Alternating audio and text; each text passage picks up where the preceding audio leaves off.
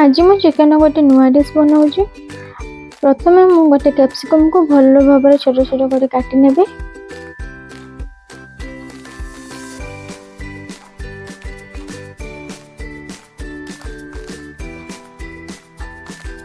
एपरी भाव में छोट छोट कर काटी नहीं। आगर मु पियाज को काटी देती छोट छोट कर। एबे मो चिकन टी को भल भाव धोईदेवी।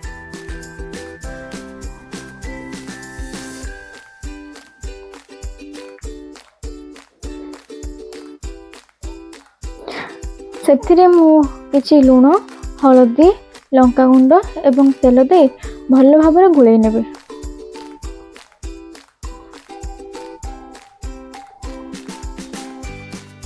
एपरि भाव आम भल भाव गुळै नबा। मुझे अदा, रसुण, पियाज, काजू आ गोटे बिलाती को भल भाव ग्राइंडिंग कर नउची।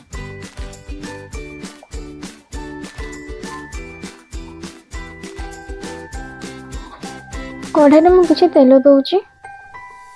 तेल गरम हो गला परे पियाज को मु भल भाव टिके सॉफ्ट होवा पर्यंत भाजी देबे।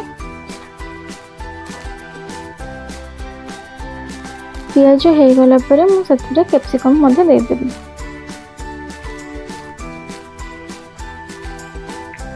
देखि पड़थबे हमर भजा भल भाव हो गला।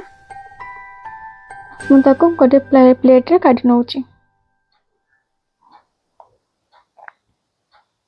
से कढ़ाई में मु आउ कुछ तेल दौची एवं ग्राइंडिंग कर रखिया मसला को दे देबे।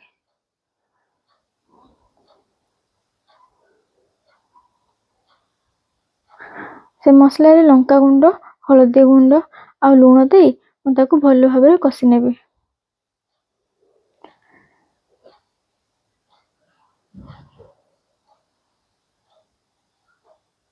देखि पड़थे मसला टी हमर भल भाव कषा हो गला। सेथिरे मु गुळे रखिथिबा चिकन को दे दे भल भाव गुळे नेबे।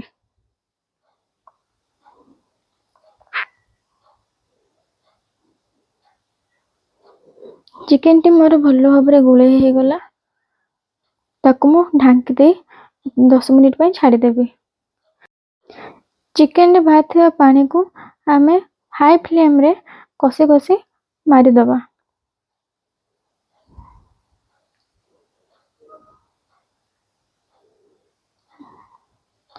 देखि पड़थबे हमर चिकन कषाटी हो गला।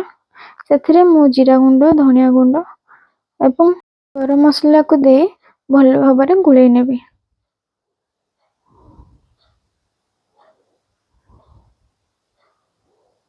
देखि पड़थबे हमर चिकन कषाटी पूरा भाव रेडी हो गला। सेथिरे मु पानी दे देबे एवं ताको फुटिया पय छाडी देबे। सेथिरे आगरु भाजी रखिया कैप्सिकम और पियाज को दे दे ताको भल भाव गुळे देबे।